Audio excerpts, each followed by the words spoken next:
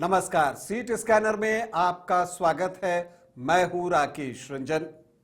Seat scanner में आज हम जिस विधानसभा सीट को स्कैन करेंगे वो विधानसभा सीट मधुबनी जिले में है और मधुबनी लोकसभा क्षेत्र के अंतर्गत ही आती है। और खास बात ये कि ये कवि कोकिल विद्यापति की जन्मस्थली भी है। अब तो आप समझ ही गए होंगे कि आज मैं बिस्फी विधानसभा सीट को स्कैन करूंगा।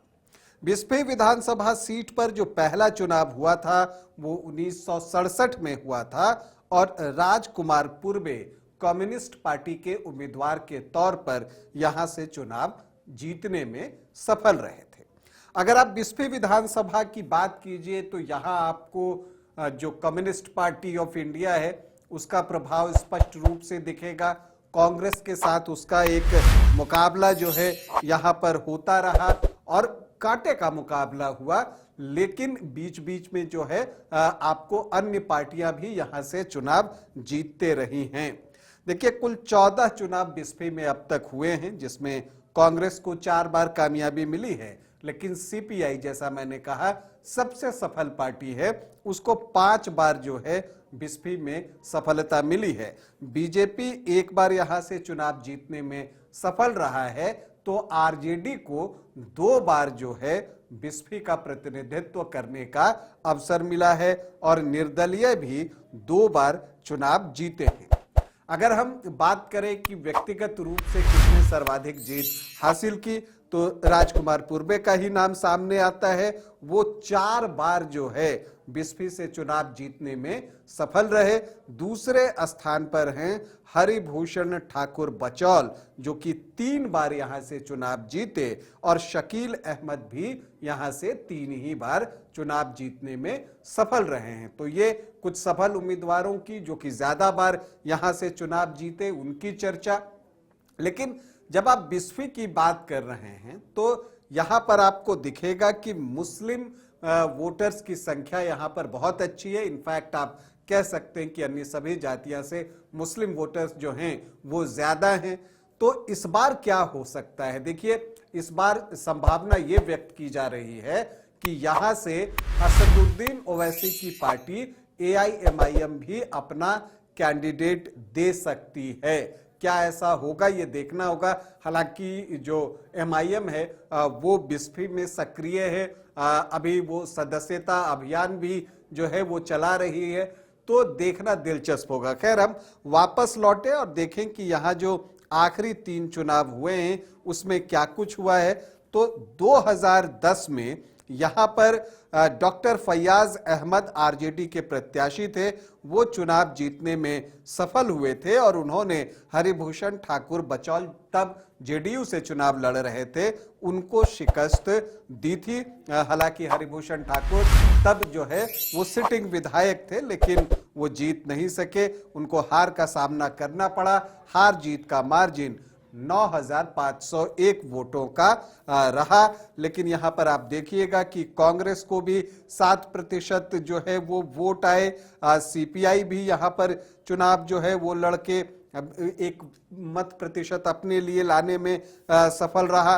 लेकिन फिर जब 2015 आता है तो जो महागठबंधन बनता है उसने यहां आरजेडी उम्मीदवार की दावेदारी को और मजबूत कर दिया जीतने के लिए, क्योंकि उसी में जेडीयू भी आ गया था, कांग्रेस भी थी, तो ये सीट आरजेडी को गई। डॉक्टर फैयाज अहमद एक बार फिर से प्रत्याशी बने और इस बार एनडीए से आरएलएसपी को टिकट मिला, तो हरिभूषण ठाकुर बचौल जो है वो निर्दलीय चुनावी मैदान में उतर गए। एक ट्रायंगुलर फाइट 2015 में, जिसमें डॉक्टर फैयाज अहमद जो है 35,325 वोटों से चुनाव जीतने में सफल रहे। आरएलएसपी प्रत्याशी दूसरे स्थान पर रहे।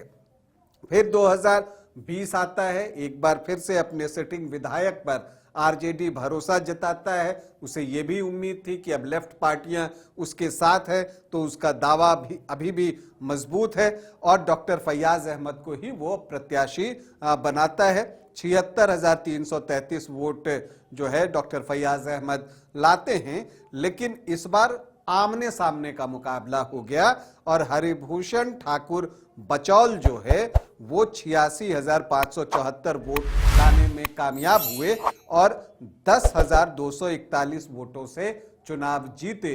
दिलचस्प ये कि यहां पर प्लूरल्स पार्टी की पुष्पम प्रिया भी चुनाव लड़ रही थी, लेकिन उनको 1% वोट भी नहीं आया। अब यहां के दावेदारों की हम बात करें जो 2025 में इस सीट के लिए दावेदारी कर रहे हैं, और आरजेडी से भी देखना होगा क्योंकि डॉक्टर फैयाज अहमद अब राज्यसभा में हैं, तो यहां पर आरजेडी को एक नया प्रत्याशी चाहिए। तो जो उम्मीदवार उनकी तरफ से दावेदारी करते दिख रहे हैं उसमें आरिफ जिलानी जो है वो दिख रहे हैं, वो लालटेन के निशान पर चुनाव लड़ना चाहते हैं। आसिफ अहमद हैं प्रदेश महासचिव युवा आरजेडी के, वो भी जो है सक्रिय जो है दिख रहे हैं।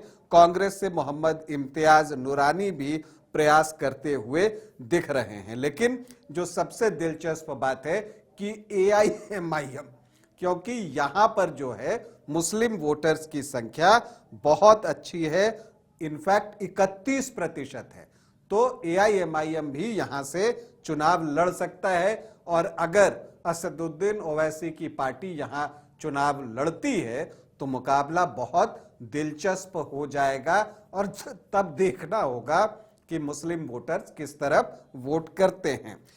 फिलहाल अगर एआईएमआईएम की हम बात करें तो वकार सिद्दीकी जो हैं वो प्रयास करते हुए दिख रहे हैं और क्षेत्र में सक्रिय भी हैं। अब अगर हम बिस्फी के जातीय समीकरण को देखें तो अनुसूचित जाति के 11% वोटर, मुस्लिम 31%, यादव 11.1% की अगर हम बात करें यहाँ पर वो 11 से 12% के आसपास इनफैक्ट यादव हैं। तो जो MY है वो 42 से 43% के आसपास आपको दिखेगा। राजपूत 1 से 1.5%, भूमिहार 1.5 से 2% और ब्राह्मण जो हैं 14.5 से 15%। यहाँ पर ब्राह्मण वोटर्स की संख्या बहुत अच्छी है, तो ये 17 से 18% पहुंचता है। कुइरी कुर्मी 2.5 से 3% और वैश्य जो हैं वो 9 से 9.5% हैं। तो अगर आप ये जातीय समीकरण देखें तो आपको दिखता है कि MY यहाँ पर चूंकि स्ट्रांग है, 42-43% है, और उसमें अगर आरजेडी कुछ वोट जोड़ ले तो उसके जीत की संभावनाएं बढ़ जाती हैं। लेकिन अगर यहाँ पर पोलराइजेशन हो जाता है तब वैसी परिस्थिति में हरिभूषण ठाकुर बचौल जो हैं उनके लिए जीत का रास्ता खुल जाता है, जैसा कि पिछली बार हुआ और उनको 48.5% वोट आ गए थे। तो इस बार भी हरिभूषण ठाकुर बचौल चाहेंगे कि एक पोलराइजेशन हो और वोट जो है 2 पोलों में बटे, तो एक पोल जब उनके सामने जाएगा आमने सामने के मुकाबले में तो वहां पर बीजेपी के हरिभूषण ठाकुर बचौल की बिस्फे में वापसी हो सकती है। और अगर एआईएमआईएम यहां से कैंडिडेट दे देता है तो वैसी परिस्थिति में आरजेडी को नुकसान भी उठाना पड़ सकता है मुस्लिम वोटों का। तो क्या होगा अभी तो नहीं पता, क्योंकि अभी एक वक्त है चुनाव में, लेकिन जो भी होगा दिलचस्प होगा और यहां पर चुनाव कांटे का ही होगा। अगर आमने सामने की भी लड़ाई होती है तो वोट 2 पोलों में बटेगा, उसमें जीत किसको मिलेगी फिलवक्त कहना मुश्किल है। अभी आपसे अनुमति चाहेंगे, इजाजत दें, नमस्कार।